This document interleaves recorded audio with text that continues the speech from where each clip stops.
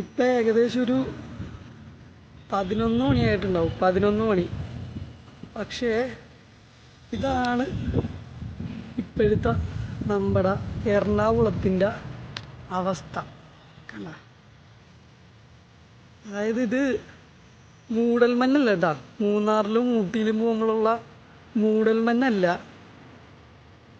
കണ്ട, ഇതാണ് അവസ്ഥ.